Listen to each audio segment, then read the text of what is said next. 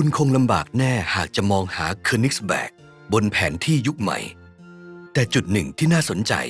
ในภูมิศาสตร์ของมันได้ทำให้มันเป็นหนึ่งในเมืองที่มีชื่อเสียงที่สุดในโลกคณิตศาสตร์เมืองเยอรมันยุคกลางตั้งอยู่บนสองฝั่งแม่น้ำพรีเกิลณใจกลางมีเกาะขนาดใหญ่สองเกาะทั้งสองนี้เชื่อมต่อถึงกันและยังเชื่อมต่อกับฝั่งแม่น้ำด้วยสะพานทั้ง7นักคณิตศาสตร์คาร์ล กอนลิบ อีเลอร์ผู้ต่อมาเป็นนายกเทศมนตรีเมืองใกล้ๆหมกมุ่นอยู่กับเกาะและสะพานเหล่านี้เขาคิดย้อนทวนถึงปัญหาอยู่ข้อเดียวต้องใช้เส้นทางไหนดีจึงจะข้ามสะพานได้ครบทั้ง7โดยที่ไม่ข้ามซ้ำสะพานเดิมลองหยุดคิดกันดูสักครู่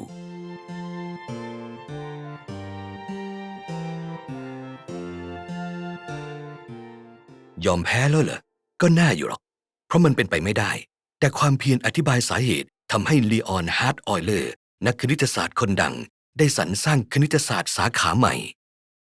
คาร์ลเขียนจดหมายถึงออยเลอร์ให้ช่วยไขปริศนาครั้งแรกออยเลอร์ละเลยคำถามนี้เพราะไม่ใช่เรื่องของคณิตศาสตร์แต่ยิ่งเขาครุ่นคิดถึงมันมากเท่าไหร่ก็ยิ่งดูเหมือนว่ามีอะไรสักอย่างอยู่ดีคำตอบที่เขาค้นพบเป็นเรื่องเกี่ยวกับเรขาคณิตชนิดหนึ่งซึ่งยังไม่เคยมีมาก่อนเขาเรียกมันว่าเรขาคณิตของตำแหน่งปัจจุบันคือทฤษฎีกราฟข้อสังเกตแรกของออยเลอร์คือเส้นทางที่เลือกระหว่างการเข้าไปในเกาะหรือฝั่งแม่น้ำและการออกจากที่นั่นอันที่จริงแล้วไม่ได้สำคัญนักฉะนั้นจึงสามารถลดรูปแผนที่ให้ง่ายขึ้นโดยให้แต่ละผืนดินจากทั้ง4แห่งถูกแทนที่ด้วยจุดเดียวซึ่งปัจจุบันเราเรียกว่าโนดโดยเส้นหรือเอจเชื่อมระหว่างโนดเพื่อเป็นตัวแทนของสะพานและกราฟที่ง่ายขึ้นนี้ช่วยให้เรานับดีกรีของแต่ละโนดได้ง่ายดายดีกรีคือจำนวนสะพานที่แต่ละผืนดินสัมผัสทำไมดีกรีจึงสำคัญหรือก็เพราะตามกฎของคำท้าเมื่อนักเดินทางไปถึงผืนดินหนึ่งด้วยสะพานหนึ่งแล้วพวกเขาต้องออกจากผืนดินนั้นโดยใช้สะพานอื่นซึ่งก็คือสะพานที่เข้าและออกจากแต่ละโนดในเส้นทางใดก็ได้แต่ต้องมีเป็นคู่ที่แตกต่างกันหมายความว่าจำนวนสะพานที่สัมผัสแต่ละผืนดินที่เดินผ่านต้องเป็นจำนวนคู่มีเพียงข้อยกเว้นที่เป็นไปได้คือตำแหน่งของจุดเริ่มต้นและจุดที่สิ้นสุดการเดินเมื่อมองไปที่กราฟเป็นที่ชัดแจ้งว่าทั้ง4โนดมีดีกรีเป็นจำนวนคี่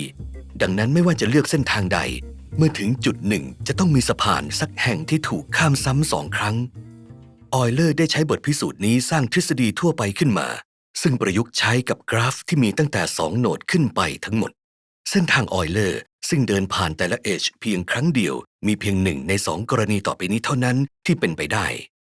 กรณีแรกคือเมื่อมีโนดที่มีดีกรีจำนวนคี่อยู่2โนดพอดีหมายถึงโนดที่เหลือทั้งหมดมีดีกรีจำนวนคู่ในกรณีนี้จุดเริ่มต้นคือ1ใน2โนดที่มีดีกรีจำนวนคี่และจุดสิ้นสุดคืออีกโนดที่มีดีกรีจำนวนคี่กรณีที่2คือเมื่อโนดทั้งหมดมีดีกรีเป็นจำนวนคู่